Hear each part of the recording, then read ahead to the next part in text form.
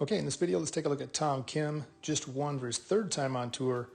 Young player, amazing talent, and a very interesting golf swing. Sort of a hybrid golf swing, not fully upright in terms of sticking to that upright plane on the downswing, but not all the way back down to the original swing plane on the way through. So not one plane, not two plane, not really a modern golf swing. Very interesting golf swing, however, and very versatile because of the angles he creates. So tall posture, takes it vertical, left arm right up on the sort of shoulder plane line, not a lot of wrist cock, a little bit bowed. It's a very interesting move, almost a little bit Justin Thomas-ish at this point.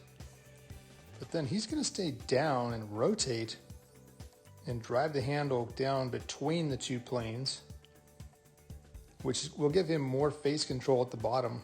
The lower the hands get coming down, the more face control you get at the bottom through impact, which he certainly has, and then back up on that swing plane at the top. The cool thing about being a more vertical player with that kind of face control is he can hit a lot of different shots, change trajectories, a very versatile type of player when you can swing that high and still bring it back down pretty close to the swing plane and control that face through impact. Most guys that swing that high, like Bubba Watson, they're just coming down on this same plane out here, and with the hands that far off the line, you get a lot of face twist at the bottom, so you have a good week and a bad week and a good week and a bad week, whereas Tom Kim's action is more repeatable, although definitely difficult. This really is a fascinating golf swing, one we'd copy if we could, but very hard to copy these movements. Certainly we can swing it upright and get it up onto an upright plane, not that hard, and a lot of players can get that wrist position.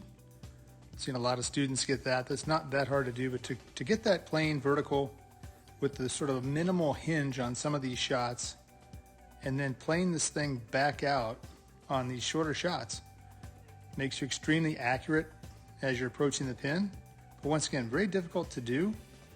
It does make you an amazing ball striker, but it's not something I would really teach a lot of players to do. I'd either teach them to try to stay more up in here if you're a little less flexible, or if you're more flexible, bring this club around a little on a lower angle. But to get it up there, super vertical, relative to a lot of players today, and then drive this thing back down to the shaft plane, exit left for total face control. Really cool to watch, fun to study, and I think he's just gonna have an amazing career with that kind of amazing ball striking.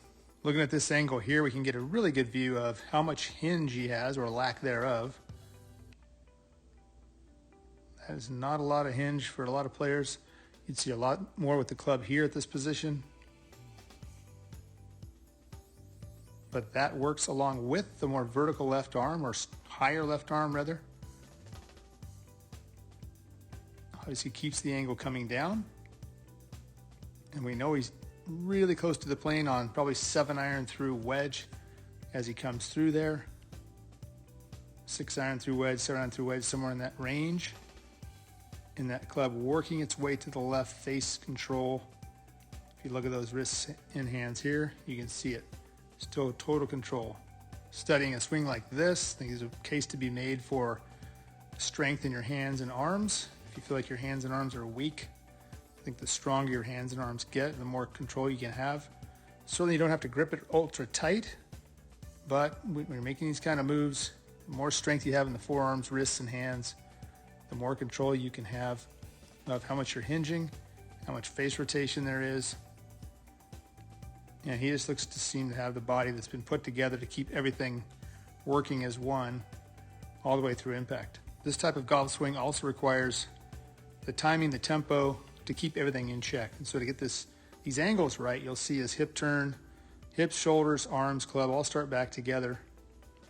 There's no really delay there of the hips. The hips are working right in tandem or with the shoulders and arms, and as they turn back, it allows him to reach up high. Even though the right arm looks a little deep there, the lack of hinge, the more upright swing keeps the club in front. As he's coming down, he has the width he needs there to stay in position. Some of this is genetics, some of this is just the strength, God-given strength to do these things. Strong legs, strong arms.